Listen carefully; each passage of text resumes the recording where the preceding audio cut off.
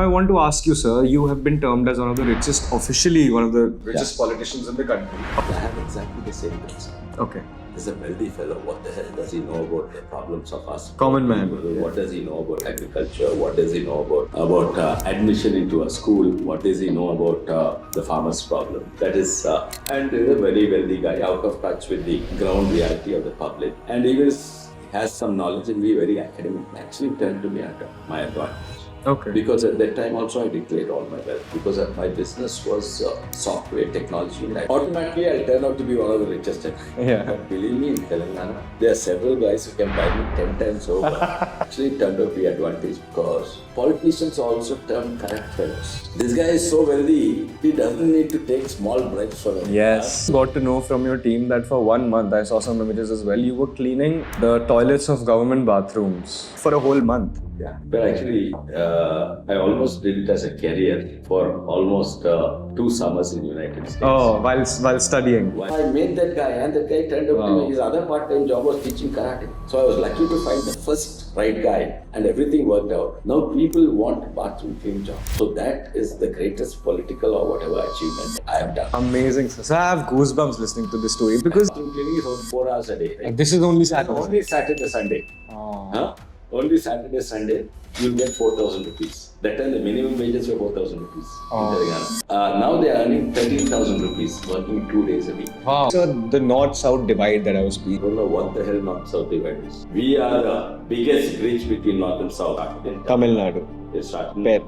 and Tamil Nadu, and I do suspect it as Western influences those days. Oh, is it? Yeah. So foreign funding? Foreign funding, Western influences, American consulate, British consulate. Differences of between two right got instigated by certain political forces, and I also do believe certain foreign forces. North India created Ramayana just to call Tamilians monkeys and Rakshasas, and that was the indoctrination. And I was shocked of the indoctrination and this. How does Delhi treat you? After joining politics, Delhi is always a break for me. Okay. I became a better person after joining politics. Lok Sabha and all will be arch enemies on the floor, but I treat you with the greatest of respect, and you treat me with the greatest of respect once you're outside. I may even call you home for Dinner, and of you course. may even call me home for dinner. For me, before joining politics, there was a line between right and wrong. If I'm right, everyone is right, I like. Everyone. And if you're wrong, I hate you and everything about it. First of all, thank you so much, sir, for calling me to your beautiful house and doing this podcast with me. Really an honor. Thank you, Akhil. Thank you. Also, sir, what do I call you? How do I address you?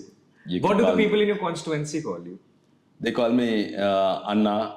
They call me Vishanna. Vishanna is the most popular. Vishanna means? Vish is short form for Vishweshwar Reddy. Oh, Vish Anna. Okay. Vish Anna is elder brother. Okay. So Vishanna is this thing. So can I call you Anna? Yeah. Okay. Okay, sir. So we'll have a general discussion about your constituency, your life, how you have come to this place, and everything around it. So, sir, first of all, I want to start off with, and this is how I actually got to know about you, is when you won the election. The first time or the second time? No, this time. Yeah. This time. From BJP. Yeah. In India, because we kind of had a leftist socialist hangover, Yeah. wealth is always seen, it's not looked down upon, but when you're in the public life and you're wealthy, there are eyeballs raised always. Yeah. That's what I have seen and that's what I feel. I also want to get into politics eventually, and I've been blessed by God that I have had a comfortable life. Yeah. And I always wonder, how should I present myself in the public, in the public eye? Yeah. Now, I want to ask you, sir, you have been termed as officially one of the richest politicians in the country, and you're also in the public life. Yeah. How do you view this as? Does it sometimes come with a burden? And if not, because you worked hard to reach this place. So how do you view this when you were entering politics? Yeah. The first time I stood from elections from TRS party. Yes. From the same Chevella Parliament constituency, I had exactly the same concern. Okay. This is a wealthy fellow. What the hell does he know about the problems of us poor Common man. people? What does he know about agriculture? What does he know about admission into a school? What does he know about the farmer's problem? That is, and he's a very wealthy guy, out of touch with the ground reality of the public. And he has some knowledge, it'll be very academic knowledge. Yeah. He will not have the social connect. But strangely, you will not believe it. Especially, and probably it's a Telangana, South India phenomena, I don't know. It actually turned to be my advantage. Okay. Because at that time also I declared all my wealth. Because my business was software, technology and IPRs. Yes. My business, Citadel Research, we are not in the conventional software business. We develop IPRs, new patents, new devices, new technologies, and sell the patent to much larger companies. Okay. And we have done that in the past. I have sold it to various things. So we don't have much black cash income, cash generation business. It's all official. Yeah, all officials. So I have to declare what's official. Yes. So automatically I'll turn out to be one of the richest MP. Yeah. But believe me, in Telangana, there are several guys who can buy me 10 times over. But they can't declare that. Yeah. But talking about the subject you started with, it was a concern for me. They'll say this fellow is a wealthy guy out of touch with the ground reality of the common man. But actually it turned out to be an advantage because politicians are also termed corrupt fellows. This guy is so wealthy, he doesn't need to take small bribes from us. He doesn't need to make. So actually it helped me, from that image. Yeah. And automatically they say that this fellow is a clean image. And even today, because he's already coming from wealth. Yeah. So that's one of the concerns of many people, Indians. So sometimes it's actually what you think is a disadvantage actually turn to advantage for me. Oh, great. So I also got to know from your team that for 1 month, I saw some images as well, you were cleaning the toilets of government bathrooms, government school bathrooms. Yeah. Why did you take that step? Because usually, and I know that you did it thoroughly, because usually we see a lot of photo ops, and they just clean and get a picture clicked and leave, but you actually did it for a whole month. Yeah. But actually, I almost did it as a career for almost 2 summers in United States. Oh, while studying. While studying abroad, I did a lot of odd jobs in the summer. And I don't think anyone has the kind of experience I have. I'm not that, I went for my master's there, or I got a patent, or I did engineering, and I was an adjunct faculty member. It's not that knowledge. And I worked in some of the top companies. Okay. I worked in defense avionics. I was a design engineer. But I also worked as a truck driver, a bartender, a dishwasher, a bathroom cleaner, and everything else. So I'm really proud. It actually helped me, all this. And I'm really sad that my children do not have the opportunity to do all this. And whereas when and not only my children, even middle class, lower middle class children, even poor people's children don't have that opportunity. Yeah. And that was the greatest education, not the college or the university education. But your experiences. The jobs that I did, the odd jobs, and I enjoyed one of them. And of course, the fun jobs also I did. I worked in a wine store cum bar next to a place called Stone Pony. That was very popular in South Jersey. Okay. Bruce Springsteen used to come and play there. Oh, okay. And I know those guys, so whenever I play, so I did some fun things and also some things which are, which gives you the pride. So I'm not this thing to washing my own clothes or polishing my own shoes or cooking my own food or cleaning my own bathrooms. And in this case, I used to work in the university maintenance department. Okay. I used to clean. You've done everything. I done everything. So that was then. Then I came here. First time MP, I was made the Bashir was, I think, the WASH Legislators Forum head. WASH stands for Water, Sanitation and Hygiene. Okay. Parliamentary group for WASH. So all 30 parliamentarians, we focus on WASH. It's supported by United Nations and WHO. So they made me as a first time MP. After 2015, they made me the head of WASH Legislators. And I did a lot of research on ODF and things like that much before.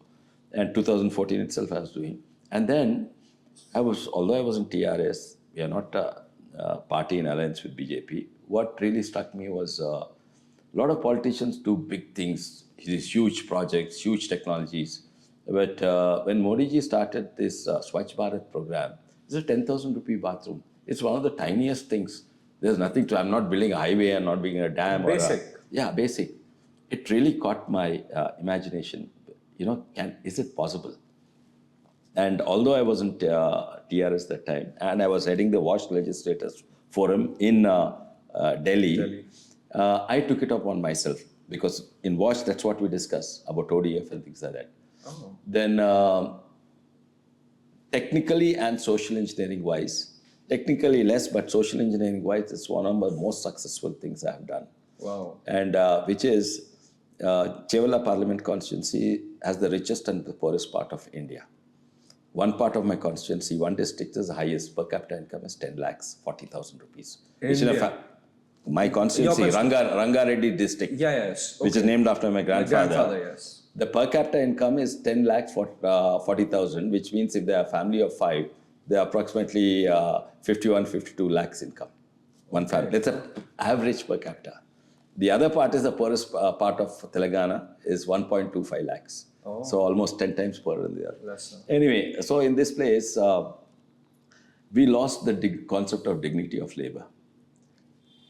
So I wanted people to go and, whereas in the United States, there's a dignity of labor. Yes, definitely. So I didn't feel anything, I didn't feel anything lower or smaller or belittling to clean the bathrooms there. But here, even the poorest of the poor, if you ask him to clean toilets, it's like belittling him, right? It's like insulting him. But it's basic sanitation is what we should understand. But nobody wants that. Nobody does that job.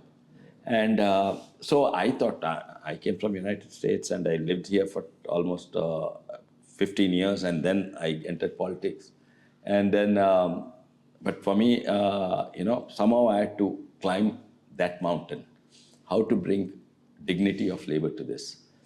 So that's the social engineering part of it. Yeah. The other thing is how to actually clean the toilet. I thought I'll give a guy a motorcycle and some good dress and some gloves. He'll go and clean the toilets with a brush and come back. And he'll also put some powder and some phenol and disinfect and come back.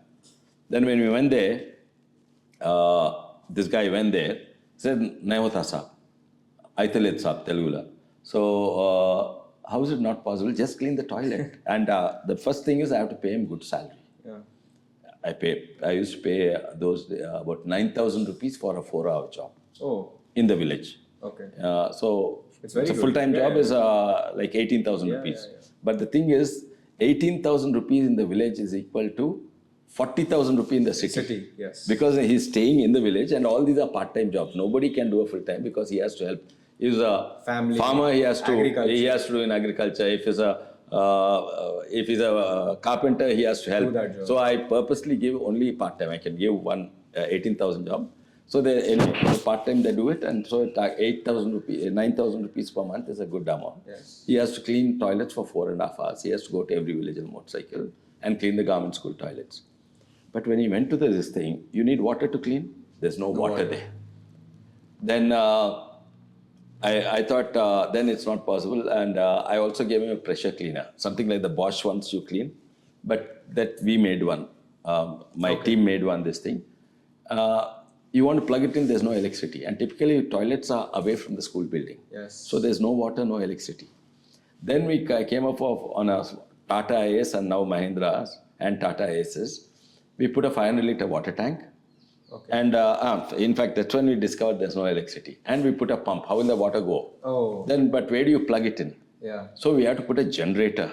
But instead of generator, we made a gadget which a pump that runs off the diesel engine of the Tata Ace truck or the Mahindra truck. Okay. So we don't need a generator. So this guy goes in this thing, 500 liters of water, he wears gloves, and these boots up to his knees, and he's well dressed and he's the smartest looking guy in the village. It's very important he looks smart because you want to increase his self-esteem. Yes. And then...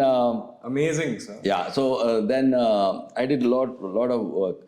Typically, I put on a mask of a Martian. So, because if a Martian comes, only because somebody from out of this world has to come to see the world in a different manner. Then I tried to figure out, if I ask you or ask myself in my normal question, yes, who will do this job? Nobody wants to clean toilets. Even if you give him 1 lakh rupee salary, nobody, because it's a belittling damn thing, insulting damn thing. He can't go and tell his parents and his children, his friends, I'm cleaning toilets, right? And definitely not in the, he can go to the city and clean toilets and say, I'm working in an IT company. But not in his own village. Yes, right? very right. So I had to solve this problem. So I put on a Martian and I came back to Earth like a Martian. Wow. And I want to do, why does a Indian or a human being doesn't like to clean toilets? Number one, it's a dead-end career. Of course, the number one is it's a belittling, socially belittling. And I need to understand why it is socially belittling. Because remember, I'm Marshall. I don't know about the other society. But I understood. So I have to derive the factor why it's belittling, socially belittling, low salary, dead-end job. You can't become from a toilet cleaner to the manager toilet cleaner to a CEO toilet cleaner. It just ends there. And it's a boring and repetitive job. And it's potentially harmful. These are the 5 reasons. So each and every 5.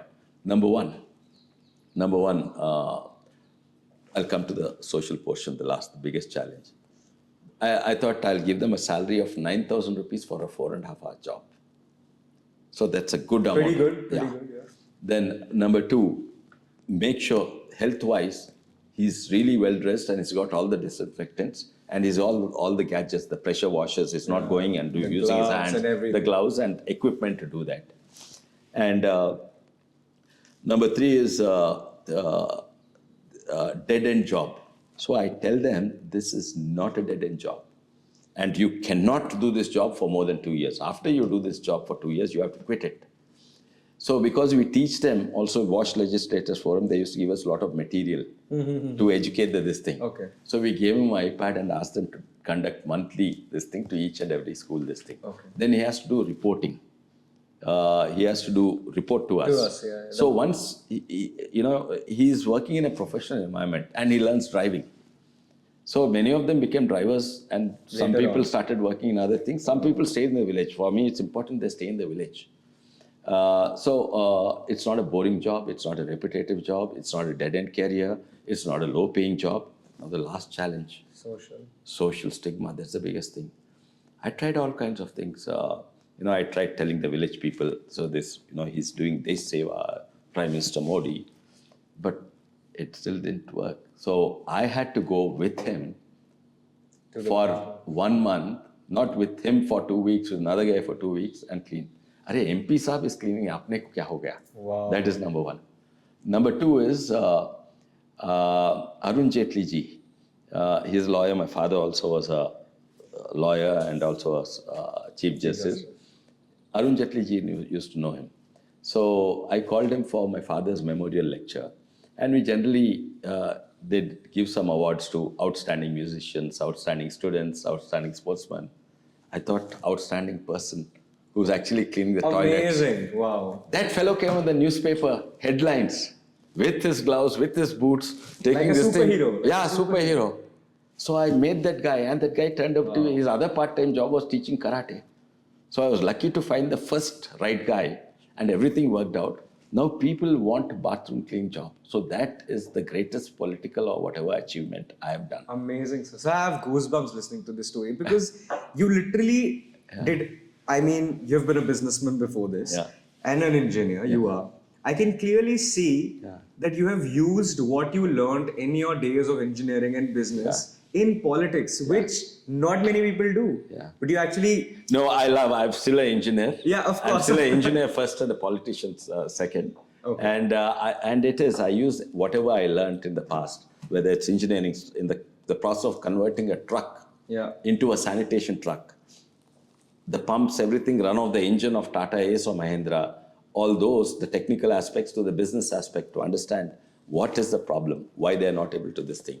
But the biggest thing is how the people accept and they feel proud. And I now have 11 trucks. Each truck covers 30 villages. Amazing. But the best part is many of my, including the chief whip, Sanjay Jaiswal, had come to Hyderabad. A lot of them came to see that when I was a first-time MP, although I was not in BJP party. So I told, sometimes if you do good things, it also translates to phenomenal political benefit. So in this case, one truck visits 4 hours, 15 villages, 4 hours, 15 villages. 2 guys operate a truck. And in India, for everything, I'm the driver, I only drive. Yeah. I have another Guy who's cleaner, good at- not for cleaning the toilet, clean the truck. So here you are the driver, you stop it and you clean this thing and come, 9,000 salary for 4.5 hours. Rest of the time is doing agriculture or carpentry, whatever this thing. So So I have 30 villages he covers in one day, 15 morning shift in. And I have 11 trucks, so 330 villages they cover. Wow. And my election campaigning is not 1 month, last 1 month.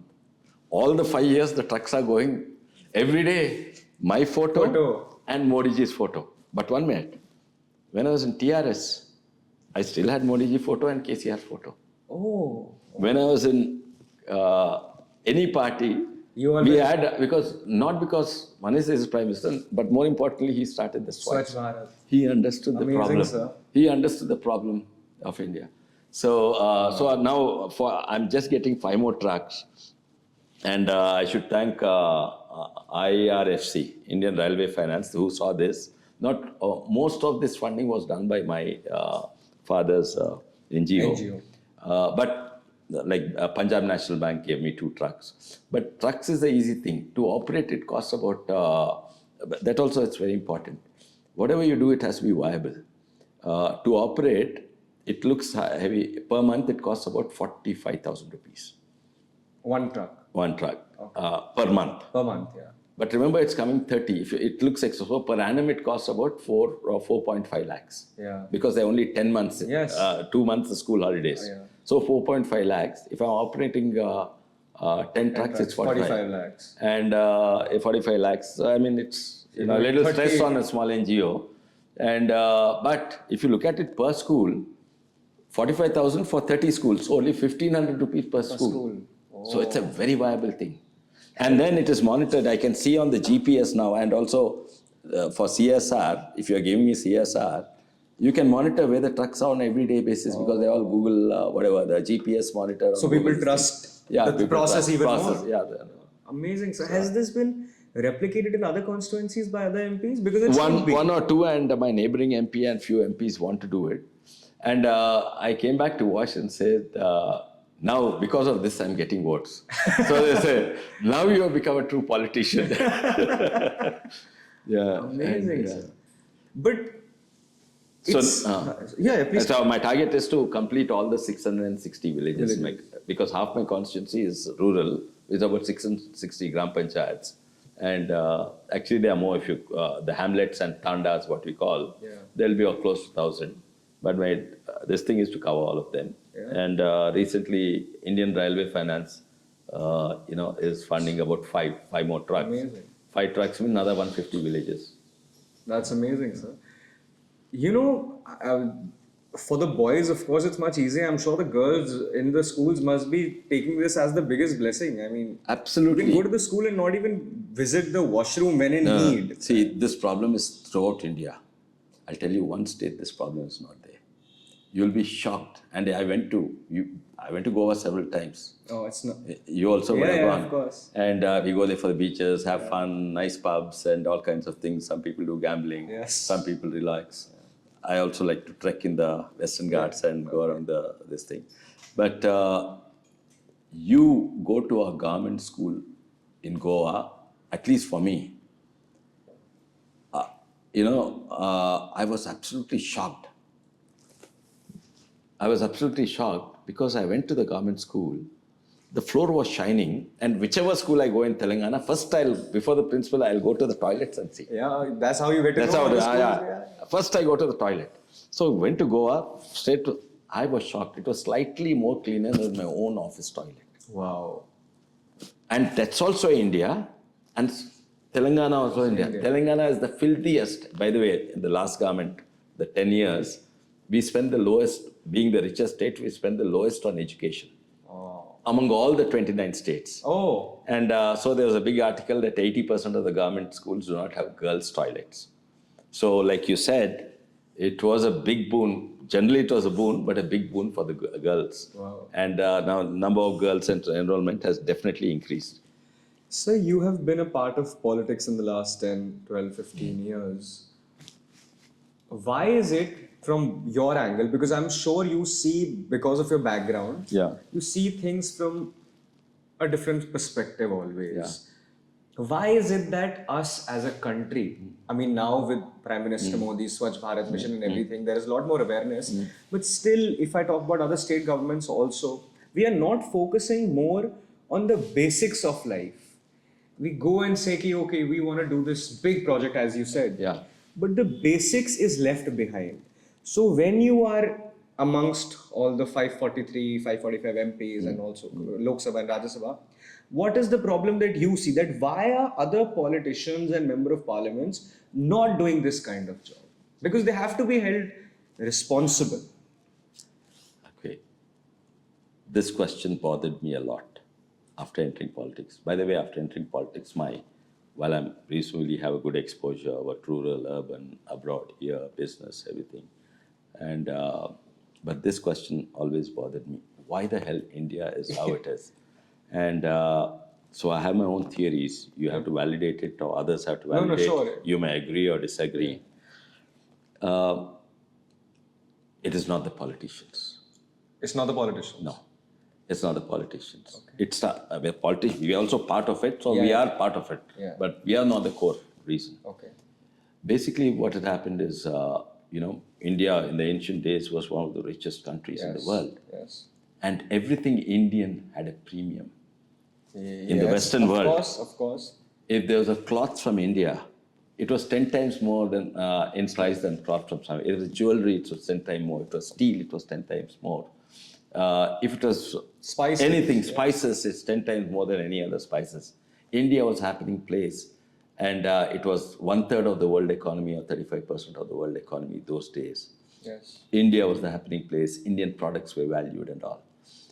But later, when I was growing up, if something had to be good, it has to be German or Japanese or things like that, right? Yeah. And even American products, Chinese products, Yeah. everything is better than Indian products. I think some ways our businesses, our culture and society and education somehow got broken. And I guess if you ask Shashi Tharuji, he'll say it's the Britishers who broke it, which I think he's probably right. Yes, yes. So somehow we stopped appreciating our own work. And if you take a look at Japanese, whether the guy is making a katana sword or a kitchen knife or a hair comb made with bamboo or a noodles, they take immense pride and strive for perfection. Exactly. Which is what we used to do. If you go to the the roads, they're absolutely clean. Yes. They do not tolerate. Japanese are an No extreme. tolerance, yeah. They have no tolerance for imperfection. Yeah. But forget Japanese, even Americans and all, they don't tolerate filth on the roads. Yeah, exactly. I mean, such a basic thing. I don't tolerate filth on this table, my dining table or whatever. You don't tolerate, and all Indians. But there, ठीक है, or चलेगा. I'll take all chalega. So we started lowering our standards of ourselves, our expectations, because I think we lost our pride somewhere. The colonial hangover. Colonial hangover because of foreign invasion. Somehow the Indians lost their pride. When I lose pride in myself, do I respect the product I make? Do I respect anything? So I think Indians lost pride, and that's what we are at. If we rebuild our pride, our products, everything. So it is not purely our electricity is not there, infrastructure is not there.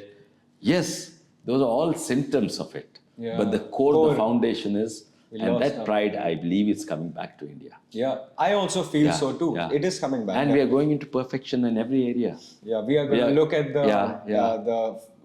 the forest, this aquarium that you have, the rainforest that you have made. No, it's work in progress. No, I know, but I would want to show it on the podcast. Yeah. Anyways, Yeah.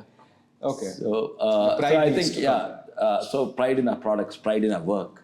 So are you trying to say that, and I'm not talking about a politician, I'm talking about, so there are government workers who work under, say, an MLA or an MP or a councillor, whose job is to get cleanliness done of a particular road. Now, you are saying because he doesn't have that pride, or he's still in that colonial self-respect, pride, is why he feels कि चलेगा गंदा है चलेगा तो ऐसा ही तो है सब कुछ. Correct. And that is what we should find it unacceptable. If I'm the worker, I should find it unacceptable to myself. You should find me unacceptable. And I guess in Japan, I'll literally be an outcast. Yeah. So it's we the people who Yeah. need to get the change that we want. We have to see. increase our standards of everything. Okay. And of course, yes, there are politicians who are corrupt, there are government officials who are corrupt. Now you saying in the judiciary also No, there's I corruption. say it very Okay. openly. Yeah. No two qualms Yeah. about it. I don't want to hide anything that I don't feel. But somehow the whole country believes that it's only the politicians who are No. They're wrong. I think corruption has become an innate part of our nature. Yeah. So that is what it is. Yeah. Because I have no pride in myself. You know, sir, I'll give you a very small example. We were talking about corruption while we were having lunch before this podcast. And I was just thinking at that time, if I want to get some work done, I am also at fault because if I want to get that work done, Yeah. any work, small work, koi bhi kaam, Yeah. I think I can just pay and get this work done rather than finding a solution, rather than fighting for it, Correct. for my right. I say, "Arey deo, khatam karo." So that is what needs to change. Oh, okay. That's right. Tell me more about your constituency, sir. Tell me something very interesting which many people don't know about your constituency. And secondly, I got told that you, apart from this washroom project, there are many other projects also that you have been doing. If you can tell me about both the things. First is something interesting about your constituency, which is special to you. And secondly, any other projects that you have done over. I believe my constituency truly represents India. And before that, I'll take the advantage of this podcast. I want to tell something else also. Definitely. The real India is Telangana. The heart of India is Telangana. Okay. We are in the center of India. Okay, yes. Yeah. The map of Telangana looks like the heart. The shape of the heart. And when I was a first time MP, this is the only state, it's a tiny state. We had MPs with 5 different mother tongues. Oh. No state. Rajasthan may have 2, Madhya Pradesh may have 2 or 3, and UP may have 2 or 3. But we had 5. MPs from 5. One was, of course, the Telugus were the maximum. My mother tongue is Telugu. Asad Owaisi's mother tongue is Urdu. Yeah. Then Professor Sitaram Naik's mother tongue is Rajasthani. Then Rajasthani, and then B.B. Patil's mother tongue is, he has relatives across to Maharashtra and Karnataka. It's Karnataka, but half his relatives are this thing. But I'll put them, count it as only one. Then Nagesh Goddam, his mother tongue is Gond. So 5 or 6, no other state in India. And you know how our Telugu is, the Telangana Telugu? If I want to ask somebody, please close the door. Koncham darwaza banjai. You probably understand. Yeah, darwaza band karo. Darwaza is Urdu, band is Hindi, chahiye is Telugu. That's a normal language. Wow. Yeah, at home when I say, that's my Telugu. Okay. It's not my Urdu, na Hindi, na this thing. That's your Telugu. Darwaza banjai. Koncham darwaza banjai. Okay? So whether it's a language and the food we eat, the festivals. We have all the North Indian festivals, all the South Indian festivals. Yeah. We have the Holi and all that. We have the South Indian festivals and all that. Beautiful. So we are the real India. Wow. So you're very privileged to have such a constituency as well. No, I'm not talking about the state. Now, coming to my constituency, coming to my constituency, it's a large constituency, 30 lakh voters.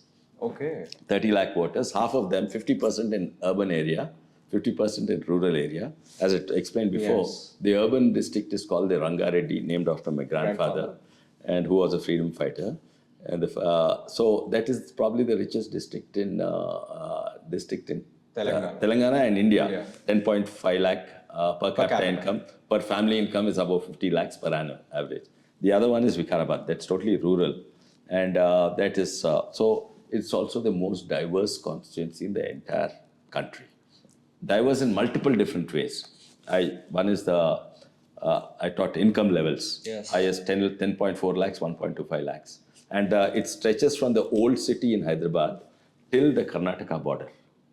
And people on Karnataka border, they speak Kannadiga. Okay. And some of them are Maharashtrians.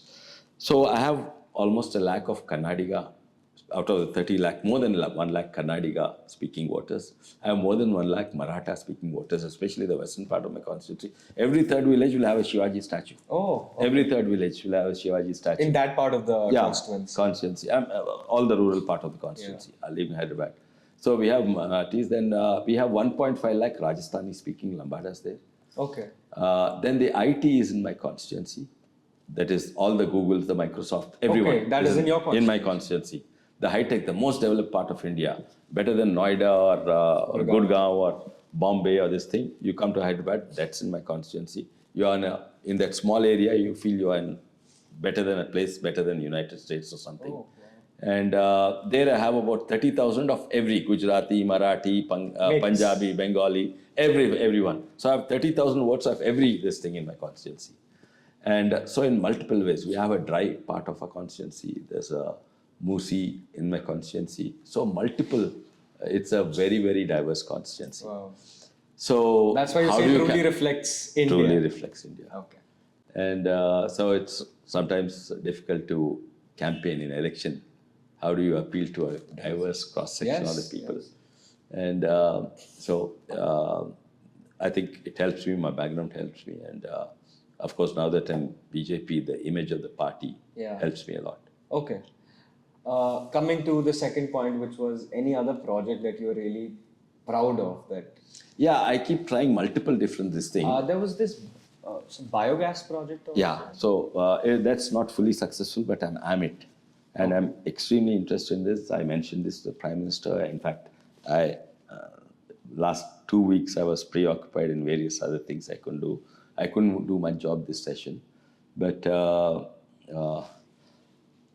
I was in the business of innovation. Yes. And mostly I have electrical, electronics, mechanical, software engineers, and biotechnology.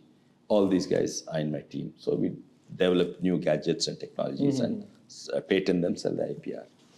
But after coming to politics, that as a business come down because I was a key player in that team. Okay. But a lot of my innovations are socially relevant in this thing because I see that as the need. They say that necessity is the mother of invention. Yeah. But I realize it's not necessity. It is the problem is the mother of invention. If you see a problem, the solution is an invention. And one of the problems I see is cooking gas in the villages. It's expensive, it's not available, things like that. And then I got fascinated with biogas and started experimenting and this thing. So again, it's very interesting. If a bug bites you, it can be anything. It can be a tennis. Then you play tennis, you watch tennis, you this thing, the bug should bite you. So this bug bit me. So once it bites you, you go deep into that. Pickleball in your case. In your case, pickleball bug bit you. So so I started researching. Then all the Indian biogas units were gobar gas based. Yeah. And then I realized one of the things that's not taking off. At one time, India had some 40, 50, largest number of gobar gas, biogas plants. Yeah. But they all reduced, they're not working. One of the things they say is gobar is not plentifully available like before. Before in the villages, every house used to have a cow. Now not every house. Every house has a motorcycle, or 5 motorcycles, and no place to park a 4th motorcycle. Definitely no place to put a cow. So various changes in this thing.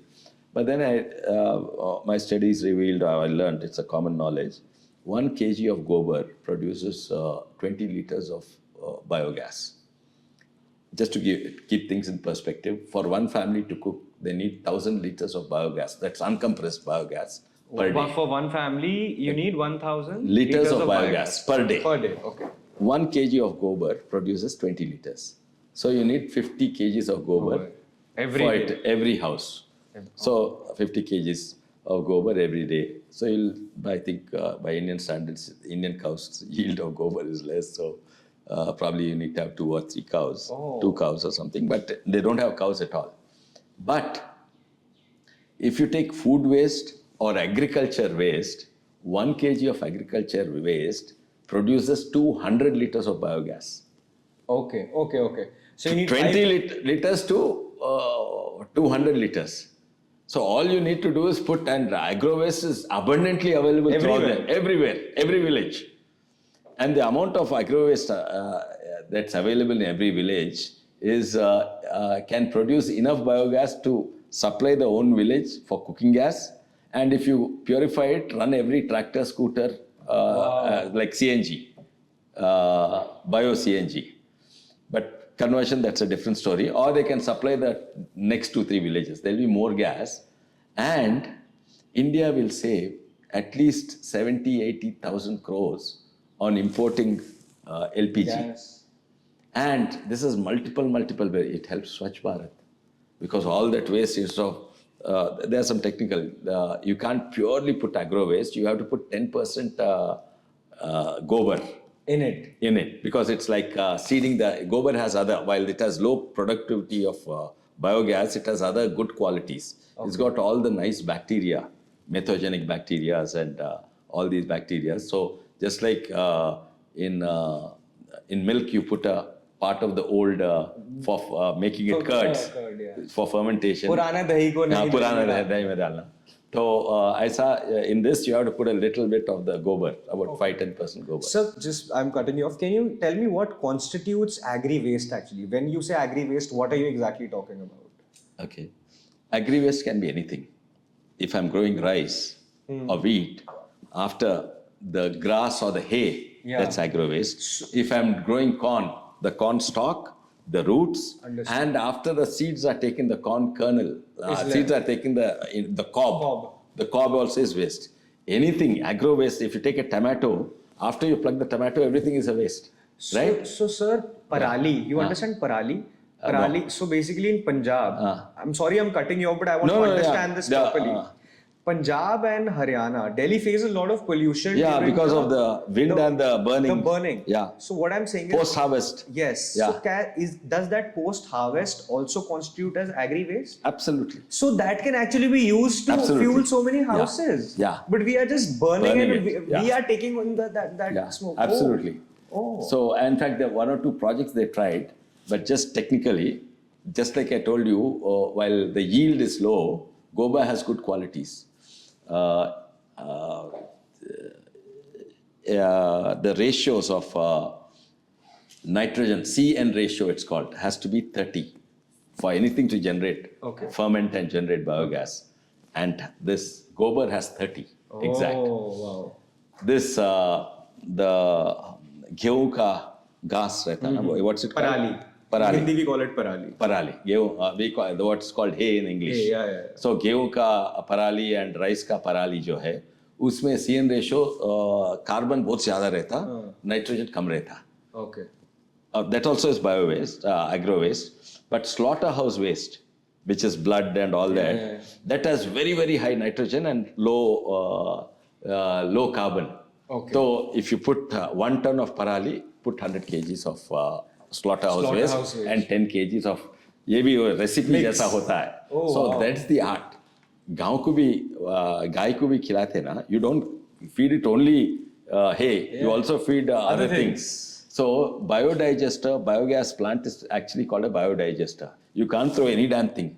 You can't do acidic thing, you can't do too much calcium. So that is the art. That's an art. You have to keep it. So you'll learn it. So if it's a single, so I've been to all biogas plants when I'm doing all over India, but also to many parts of the world, including Kiev. Ukraine. Outside Kiev, there's a biogas plant, phenomenal one. I have some photos I posted in this thing, and they make biogas phenomenal. They make electricity out of it. 3 or 4 megawatts of electricity they make. They make the biogas, burn it, slightly semi-purify it, burn it, run the diesel engines and generate electricity. But that is next to Kiev is surrounding Kiev is very fertile agriculture area. The soil, it's all plains, number one, and it's good soil in Ukraine. Yes. And lot of water, everything you need, and reasonable sunshine. Yeah. So that area used to produce what is called as sugar beet. Sugar beet is like apna beetroot jaisa rehta, but it is white in color, and they extract sugar from that. After that, the pulp they put in this one. So they have done. So that's also agro waste. But the thing is, that's a single feedstock agro waste. It's throughout the years and years runs on. So uska recipe very simple. It can be mechanized. For 1 ton of this, I just have to put this, and you don't change the recipe. The problem is that I spoke in the parliament. The problem is with biogas plants in India using agro-waste is the agro-waste keeps changing seasonally. And it's not one agro-waste. You grow bananas, I grow wheat, he grows sugarcane, he grows tomatoes, somebody else grows. So mixed agro-waste. So what we are trying to, in fact, I told in the parliament exactly this. We have put a landowner on Mars, but we have not developed a multi-feedstock, seasonally changing biogas plant. And that is a trick. If we have a multi-feedstock, seasonally changing biogas plant, 1 lakh rupees bank, imports of 1 lakh rupees gone, we produce our own this thing. So that, for me, it's a passion. So, like it's amazing. If I look back in my political, I feel happy I did certain things. But I really feel, if there are any political goals I have, is this. Sir, have you seen 3 Idiots? Yeah. The movie? Yeah. You know, in that I felt in college. There is Phunsukh Wangdu. Yeah, Wangdu. You know, while talking to you, I feel like I'm talking to him. Because you have so much, I mean, I'm very impressed, sir. Because you are, literally, it's like one of the most intelligent politicians I'm talking about so many different things. There are a lot of intelligent people. No, I'm sure, sir. I'm saying. In the Lok Sabha. No, of course. But I mean, in terms of inventions and because you have that background as well. So great. There was also another kayaking project, something like that also, which you had done. See, I'm a very outdoor person for multiple, because probably my upbringing. I grew up in the city. You love trekking as well. Yeah, I grew up in the city, and 2 months summer holidays 2 months, winter holiday 1 month. Summer holidays, my mother's village. Winter holidays, my father's village. Okay. Every year. Okay. Throughout childhood. So when you go to where, what the hell you have? You jump in the well, you swing off banyan trees. Then there's this small hillock, we used to go trekking. And summer is the mango season. And, plucking mangoes. Absolute fun. And we used to literally cry to go back to the city to this thing. So I enjoyed but we are city slickers, if you look at it. My children are even more city slickers. But we had that good combination of exposure and all. So outdoor, we are used to. And United States, people are much, much more outdoor than us. Yeah. Everybody, even all the city guys, that they go out and things like that. And so I do like to, and I'm interested in swimming and water sports and various things. And definitely boating. And whitewater kayaking is absolutely thrilling. You go in streams, small waterfalls and all that. And I started a company called Adventure Trails India. When? Because Indians never go, especially those days. Trails, so I have heard of Adventure. No, but now it's almost. So I started it a long time back. Okay. And I started it when I was in General Electric. I sold some of my IPRs to General Electric. Okay. And I was heading it as CEO and Managing Director, then Wipro as CEO and Managing Director. So both these companies, one is an Indian MNC, other is a foreign MNC. Both these companies have a outbound program. As a CEO, you're supposed to do outbound program, and everybody from the top to the bottom has to participate. So it's a team building kind of thing. So basically there used to be a budget of about 2,500 rupees those days. Okay. I have to spend it and take everybody out and stay a weekend or overnight. So we build a better team. Yeah, of course. But a lot of my counterparts, you know what used to do? They used to go to Taj Krishna or someplace, have a dinner and a beer, and that is team building. Whereas my team building was really team building. I used to take them trekking to the Western Ghats or Bongir or all that and things like that. So there was a budget, and all the multinationals, especially in Hyderabad, I'm sure here also, they have a budget for team building. Yes. But there's nothing to do. Yeah. I know which mountain to climb, but another CEO wouldn't know. So I thought we'll start a company for Adventure Trails continuously from day one to day last. It's still there as a shell company. It was making losses. Okay. So I wanted to introduce kayaking and all that. So we bought several kayaks and all that. Okay. Then I entered politics. And then the company was making. I took the kayaks from there, some 40, 50 kayaks. And I thought, let me give it to the villagers there. There's a lake there. And I'll make it a tourism project so they can earn. They can earn. So I formed a youth club. It's a Machakar Sangam. It's a fishermen's association club. They're hardly earning anything from fishing. So I made this club, gave them and told them how to run, then trained them in lifeguards. Then got the certification of Royal Life Saving Society certificates on all of them. It's a British society. Now it's become a Rashtriya Life Saving Society. Okay. When 2014 is actually a British society operating in India. Okay. Now it's become Rashtriya Life. So they all got trained in life saving. Then we had a kayaking course. Then from Apollo we had the basic life support, resuscitation. Somebody drowns, you get the water out of the lung. So basic life support. They have 3 certificates, and they are youth from the village. They have a kayak. Amazing. And then remember all the Microsoft and all in my constancy. Yeah. So that's the advantage. Oh, so all they the come there jobless for team villagers are building. there. So I just have to connect both of them. Wow. And I have to give them what they need in this thing. And they have to teach English. They have to learn English. That's a side this thing. Yeah. So in the beginning, nobody knew it. So in the beginning, again, done from JKMR Foundation. And another organization I must state is Progressive Telangana Foundation. Okay. And these 2 organizations were managing that and helping these guys. And the kayaks were given by me. I'm involved in both. Amazing. So I told them, once again, part-time job, which gives them money. Don't give the worst thing you can do to any village youth is give them a good job in the city. All the villages will go off, all the old people will be there. That's true. And the conventional, it will die. That's one of the reasons rural India is dying. So you have to, my whole this thing is get rural jobs in the for the rural youth in the rural area, and not a full-time job. So I told them, you work only Saturday, Sunday. That bathroom cleaning is only 4 hours a day, right? This is only This Saturday. is only Saturday, Sunday. Only Saturday, Sunday, you will get 4,000 rupees. That time the minimum wages were 4,000 rupees in Telangana.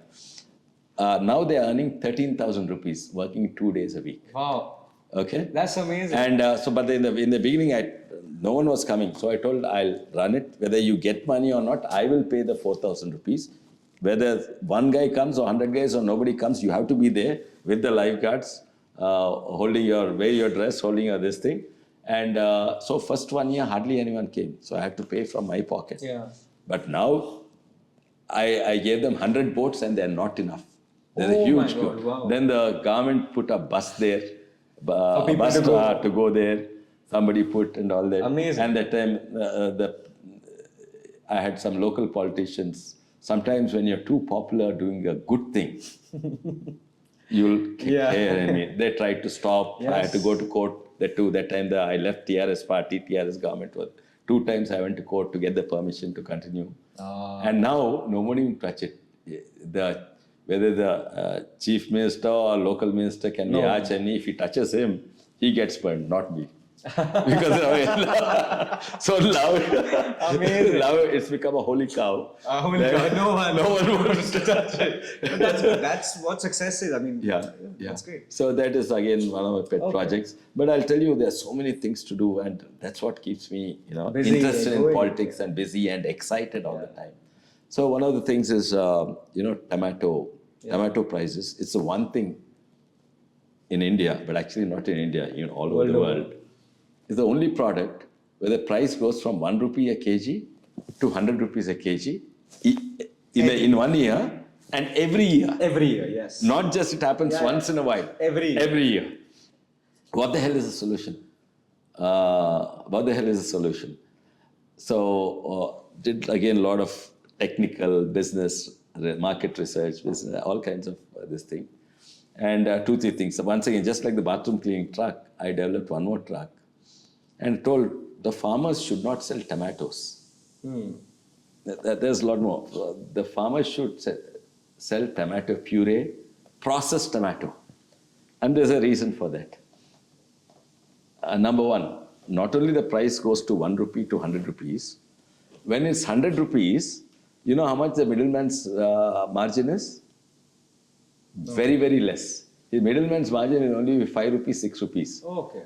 But when it is 1 rupee, 2 rupees, the middleman margin is 50%. Oh. So not only so it's a double whammy. Oh. Right? Yes. Okay, that is number one. And number two is, a tomato is a perishable item. Yes. And the price ranges from this to this, and the shelf life is only Very this. minimal.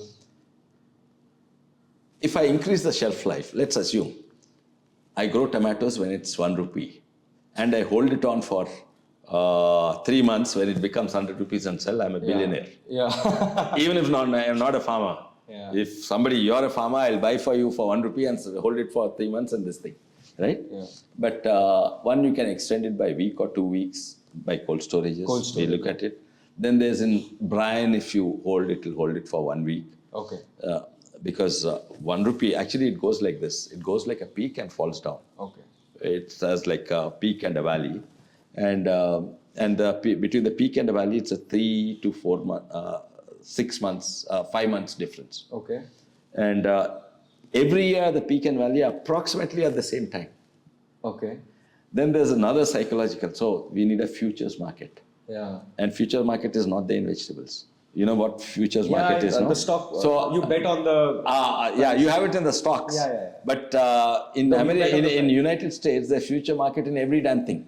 So there's a futures market. So when I plant the tomato, I know the 3-month price. 3 months later, I have a contract with you that you'll buy at 45 rupees. Yeah. So whether you like it or not, you have to buy it at 45 rupees. But there's no future markets in most parts of the world in vegetables, especially India, it's not there.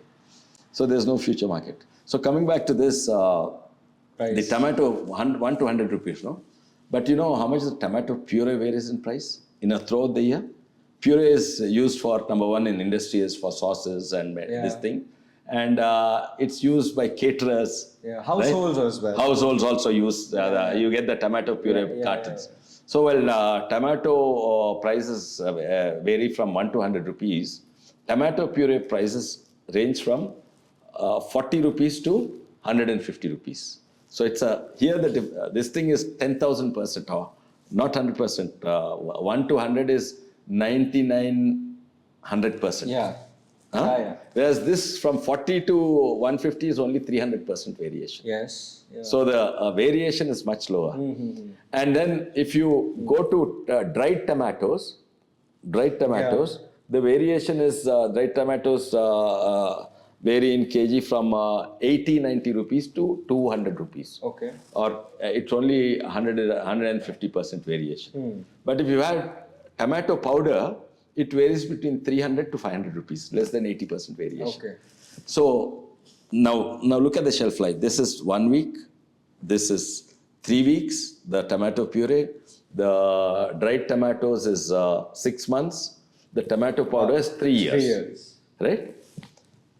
So we started, we thought, firstly, of course, for him to make dried tomato, you need a lot of area, sun dryers and all this thing. The simplest thing is shift from selling tomatoes to selling tomato puree. Yeah.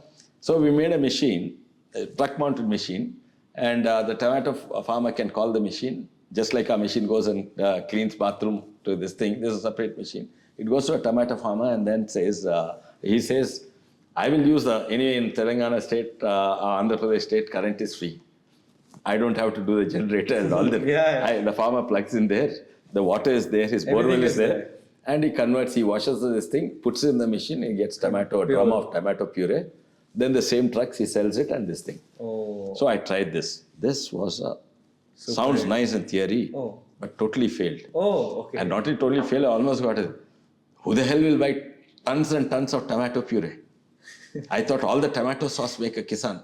But those guys, all these tomato sauce makers don't make tomato sauce from tomatoes. They make it with pumpkin puree. Yes. Yeah. And add color and flavor and this thing.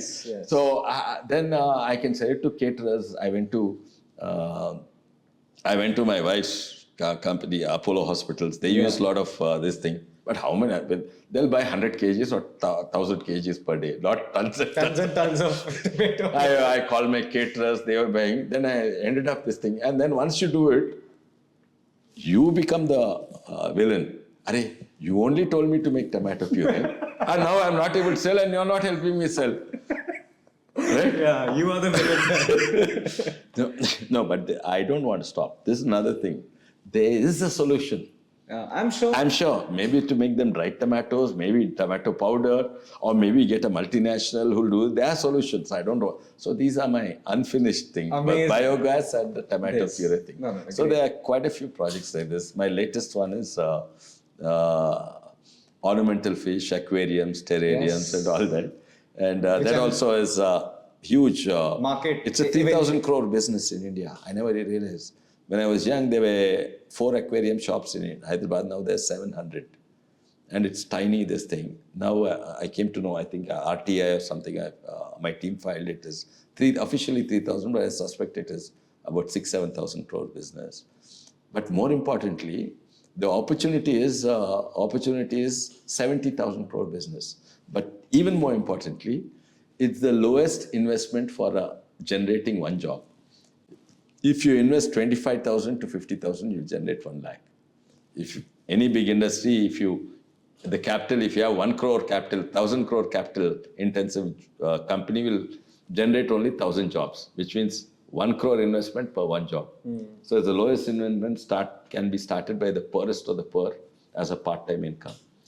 And that's what they do in Malaysia, Taiwan, China, Japan, everywhere. Of course, Taiwan, in this industry.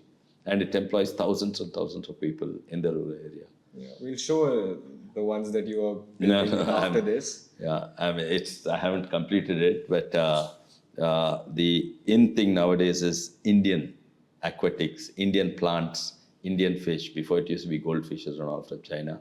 But in ornamental fish awards, international awards, are being given to Indian origin fish. And suddenly, internationally also, the true exotic and expensive fish happen to be from India. And by the way, we banned certain fish. There's a very beautiful fish from the Western Ghats called Denison barb. If I have it, I can get arrested. Because they don't know how they reproduce. So there are a lot of people, foreigners, Indians catching them from the Western Ghats and shipping them out. So they were becoming extinct. So Parliament did it. But the fact is, had I bought a Denison barb and put in my aquarium before it was banned, and if I still have it living, I can get arrested. Okay. But now it's no longer, because now people are breeding Denison barbs. Okay. So beautiful fishes from India, and international hobbies, are really looking at India in this one.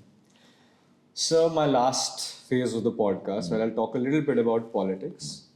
Will take 10 more minutes of yours. But before that, I want to ask you, we're talking about adventure. Have you done skydiving? No. See, I'm mortally scared of bungee jumping. And skydiving, at least something is there. Bungee jumping, not only I'm scared, I'm not even interested. It's not, because nothing is in your control. Gravity is not in your control. Nothing. The elasticity of the string is not in your control. It's just some thrill you get. Whereas if you climb a rock or doing whitewater kayaking, your skill, you have some control. Yeah, don't have your pushed off when you're hanging around. I also feel it's not a fun. It's not a sport at all. What is sport? It's your skill. Yes. What is that skill? You're just being pushed off. You're pushed off and the gravity works, and you jump and then you come out like a hero and took some pose. It's not a sport. Okay. Coming to a little bit of politics.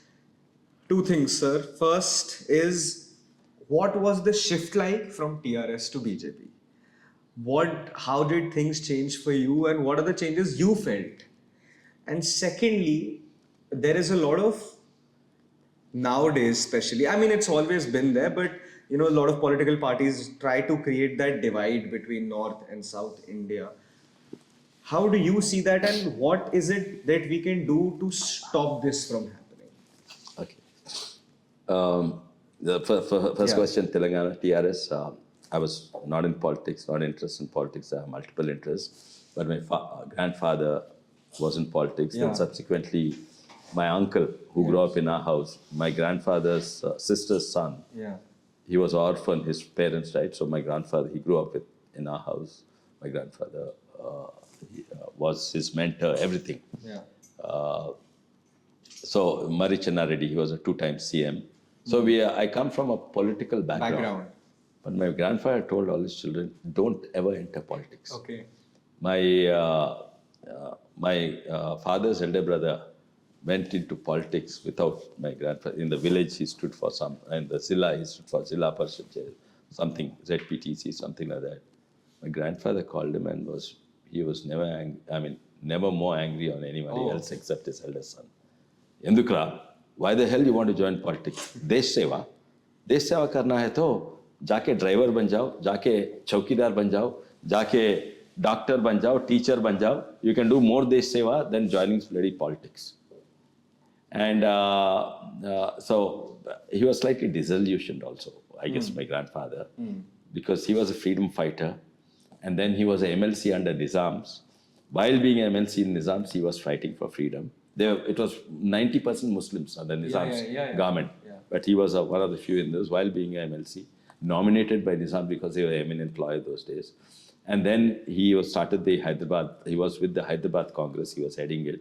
It had nothing to do with Indian National Congress. Okay. Then Nehru or Sardar Patel and all, then they merged it. Then we got independence, police action. He's got a long history. But after that, he was disillusioned by some of the leaders in Congress party. I don't want to name them. Senior leaders in the national politics. It was always Sardar Patel who was on his side. Yeah. Okay. My grandfather's side. Okay. And so I guess that's why he didn't want anyone to join politics. Except his nephew.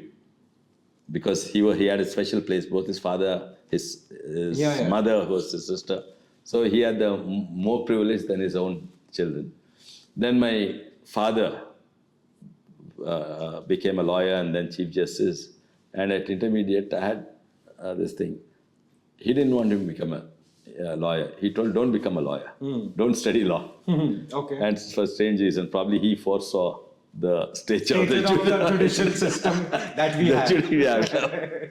And so I became an engineer. But anyway, coming back to TRS party, that's how I entered politics. I never thought I'd enter. If you ask any of my friends, colleagues, even family members, who's the most unlikely fellow to join politics, it's me. Then, but we were for Telangana.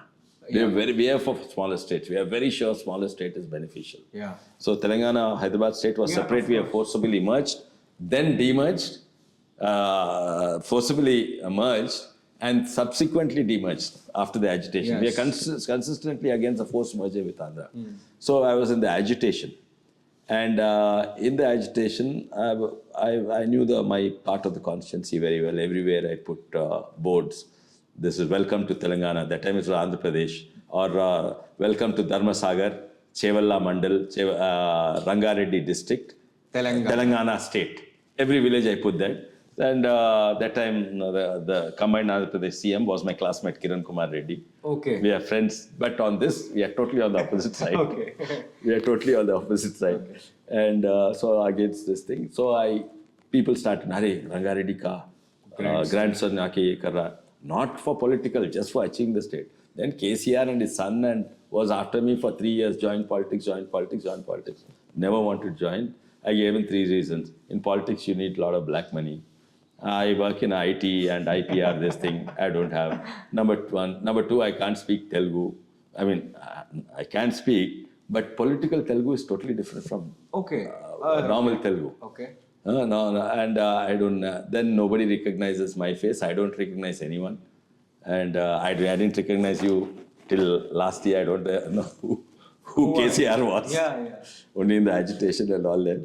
And if you ask me who are the union ministers, I can say Prime Minister, Home Minister. After that, I won't know the agriculture. Oh, so I have no clue from politics. I was this thing. Okay. Then there was this thing. So I told all these reasons. Then, but they after me for 3 years. Then they told, Anna, with all your help, we are achieving Telangana. But after achieving Telangana, is the same chores are going to rule Telangana. We need people like you and all that, somehow convinced. So I joined TRS. The minute I joined TRS, and same chores the same people, he took them back. The same chores. Okay. So he was a very crafty guy. But that's also, I thought that's politics. You have to adjust and get along with life. Because politics, there are good guys, bad guys. You can't say. Can't help it. You can't. Yeah, but after that, he started cheating. Basically, we fought for Telangana because we felt in a democracy, majority always wins. Yeah. Now, after the combination, Telangana in the combined state, we had 125 MLAs. They had 175. Okay. So all funds, everything, all ministries, everything go that side. And we being the richest state, we have starved out funds from Telangana, money to Andhra. That was our perception. But now after Telangana, we should be the richest state, feel like. Yeah. But I just explained you how the school toilets were. They were damn better than combined state. So KCR was saying, Andhra fellows are looting. That's why we are separate Telangana. So he Now throughout the you're Andhra guys, he started still losing. My God. And his family together, you know, this dynasty, he took it to another I level. know, No, sir. we say Parivarwad dynasty. But even if you look at Congress party, it is one after the other. After Nehru, it's Indira Gandhi, then Rajiv Gandhi, then Sonia Gandhi, then Rahul Gandhi. But this is the whole family at the same time. 5 members of the same family. So it used to be, then I used to call it Baap Bete Ke Party. Baap bete ki party. BBP. Then they made it, then Baap Beta Beti Ki Party. Sister also. Sister also. Then it became Baap Beta Banja Ke Party. Then Baap Beta Banja Batija Ke Party. So BB Party it became. Nowhere in India, in the history of India, This has happened. never.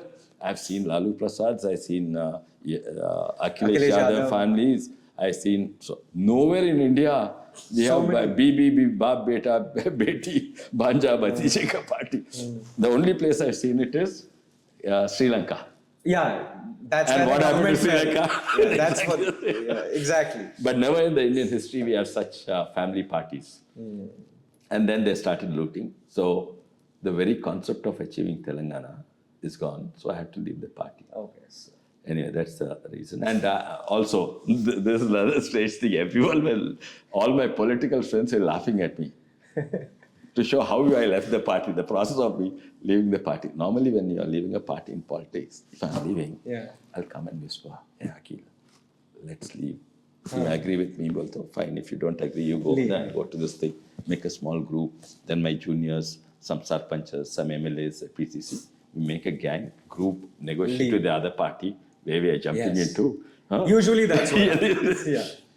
Here, I'm from a very professional background. I worked in GE and Wipro and multinationals. How do we leave a company? We write, if you are a Resignation. junior guy, 2 months notice. You are a senior guy, you tell in advance 6 months. So I'm a senior guy MP. So 1 year before I leave the party, I've never heard this. This is also a first. This is also a first. then 6 months, then they didn't believe. I told orally. 6 months before I gave a letter that I'm leaving the party. Right? And then the public came to know, sir, आप छोड़ रहे साहब, हम क्या करना? I thought that is your decision. आपके साथ आऊँ, that's your decision. Everyone will make a group or a gang and leave. मैं जा रहा हूँ. तो 1 साल का notice दे. आप लेना चाहिए. And I left in this thing and still those fellows didn't appreciate. Oh, They targeted me very badly. And I told them till the last day, I will work for the party, and I did work for the party. I solved some of the problems because some 2 cooperator, husband and wife, were leaving. I know their families are known to my family. Their son came and told, Anna, you told you'll work till the last day. Yes, so I told the cooperator, I am leaving for my reasons, but you stay back. Wow. And this thing, and so I... Professionalism. That's super professional. Yeah, so that's a very big joke in my your area. political circle. You're an idiot will tell 6 months in advance. I think this is the first in Indian political history. Giving a notice. Half the time people निकल जाते हैं. निकल जाते हैं और they make a pack. This thing, I'll make a deal with the other party. Deal करते हैं. क्या दोगे मुझे? Yeah, क्या correct. दोगे? एक मंत्री होना, एक 2 टिकट होना. No, amazing, sir. And what about this is your transition from TRS to BJP, and now you're a BJP MP. And I think BJP is very fortunate to have leaders like you in the party. But my last question would be, sir, the North-South divide that I was speaking of. What is the way forward? What is the way out? What should we do as citizens that such things are not even spoken about? See, being from Telangana, I don't know what the hell North-South divide is.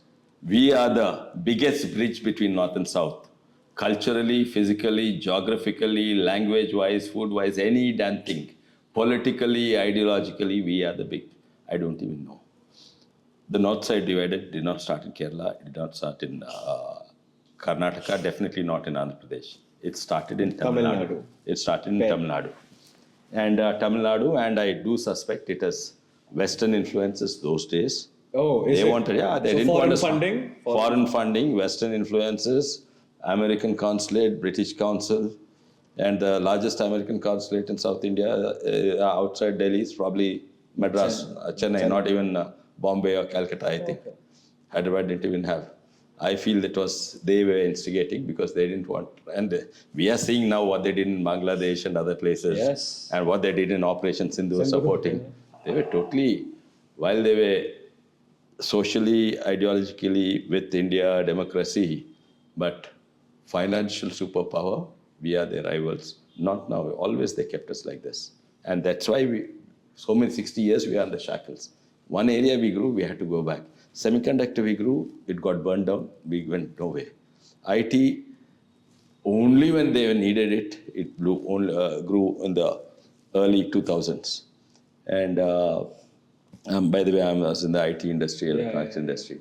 So whichever area, agriculture, I think various, wherever we were probing, where we were advancing, whichever area we were checkmated. Yeah. Of course, in trade, various things.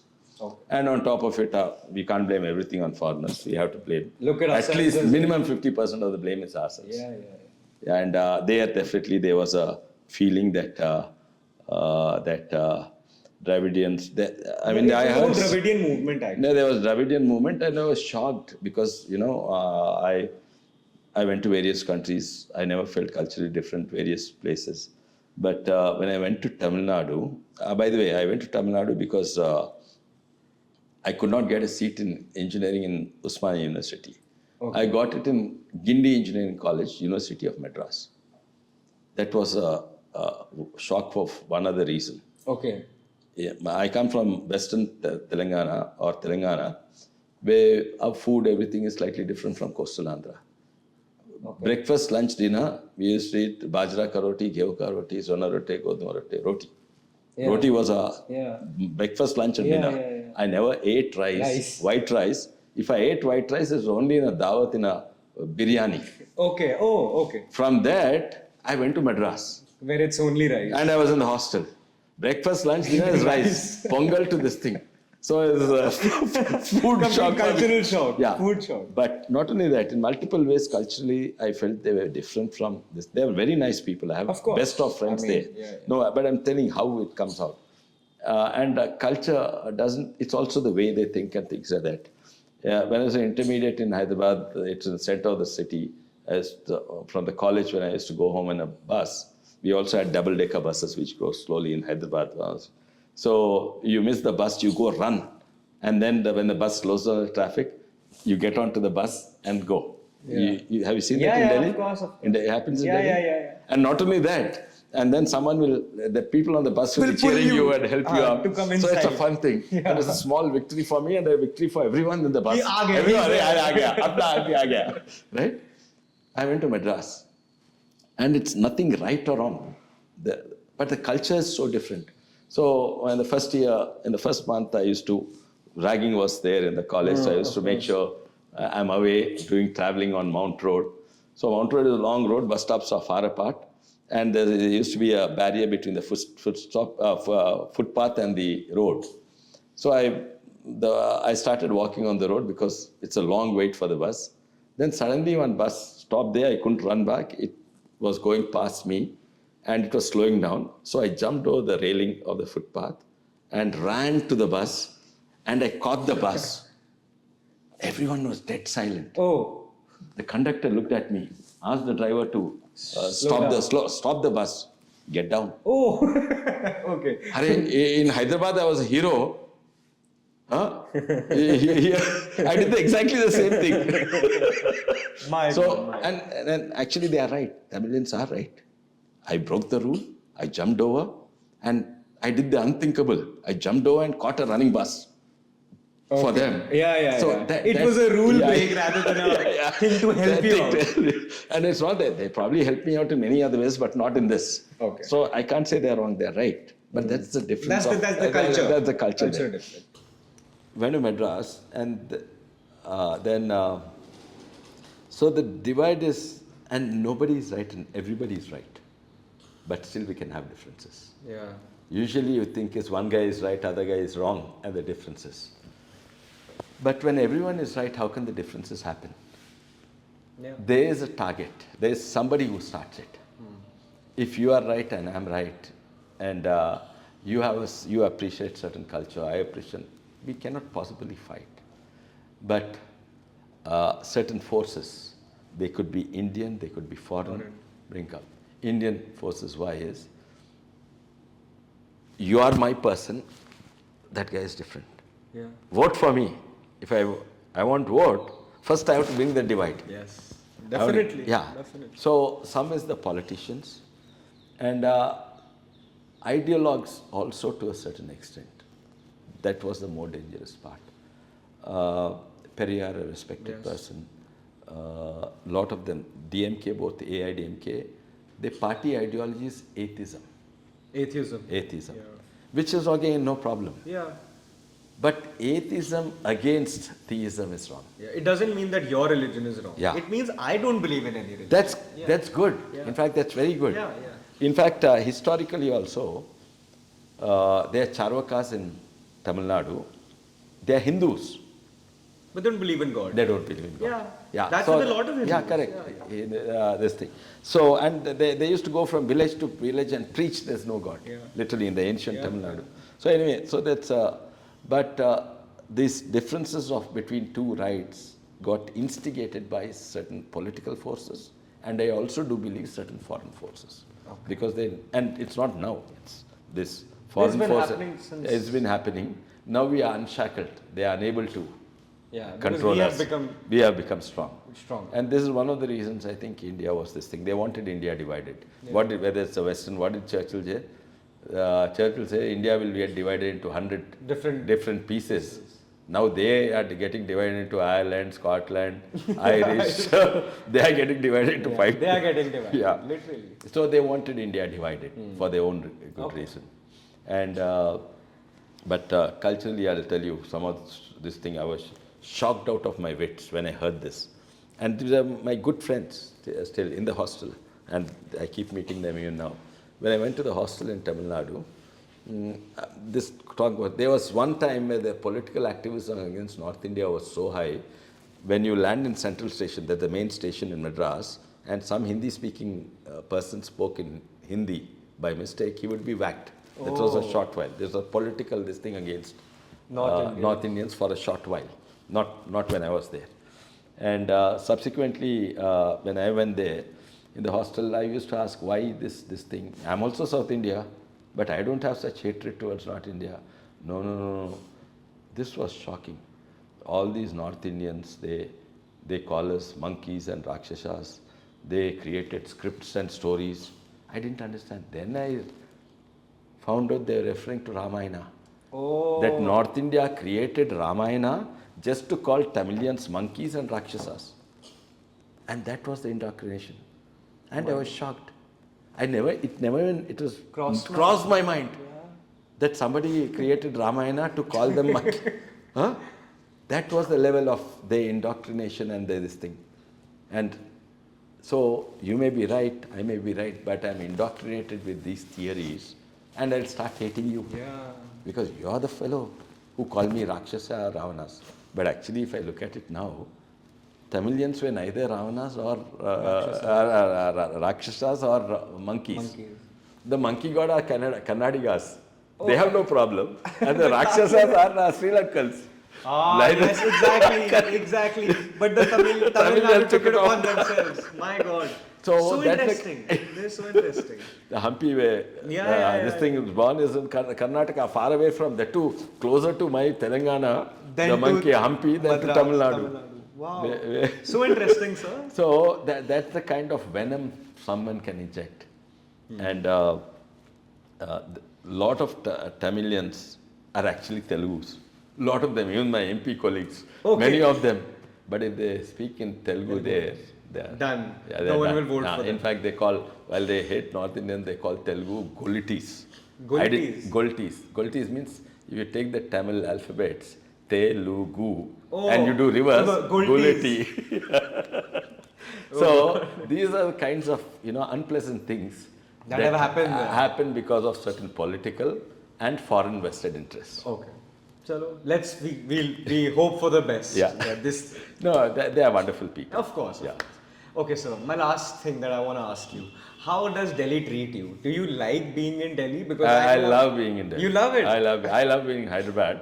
Okay. But in politics, You once need you're to- in politics, Delhi is always a break for me. Okay, is it? And For many politicians. Oh. And they are wonderful people, a lot of smart and intelligent people, and I do learn a lot.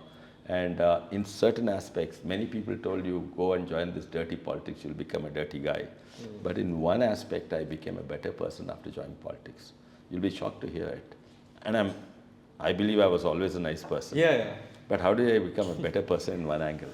So I seen in the Lok Sabha and all, we'll be arch enemies on the floor, but I'll treat you with the greatest of respect. Yeah. And you treat me with the greatest Yeah. respect once you're outside. I may even call you home for dinner and you may even call me home for dinner. For me, before joining politics, there was a line between right and wrong. If I'm right, everyone is right, I like. Everyone. And if you're wrong, I'll hate you and everything about you. In politics, you see there are multiple rights and multiple viewpoints. All of them can be right. Yes. And a lot of senior politicians tolerate each other. And they actually appreciate one another, although they have another belief, which they are right and this thing. Different Yeah, ideologies. different. but- So I've seen wonderful people who really fight on the floor. So in Delhi, And it expands. So, but before joining politics, this is right, this is wrong. yeah. And if you're wrong, you're a bad person. Your family is a bad family. Everything is bad. And I don't want to meet you socially. I will not invite you for dinner. And you don't invite me for your family, this thing. We may be neighbors, things like that. Yeah. So that broad-mindedness, open-minded, just opens your mind. Okay, great, sir. It was great having this conversation with you, talking with you. I think this is one of the smoothest conversations I've had with a minister. I mean, I'm not a minister. No, I mean, a member of parliament, like a politician. So thank you so much for giving Welcome. me the time, making Yeah. me have lunch Yeah. at your house. Yeah. And thank you so much for telling me about so many things, so many projects. I've actually learned a lot from today's conversation. Thank So I'd just like to say thank you so much. Thank you, Akhil. It was great, sir. Great. Thank you. Thank you. Thank you.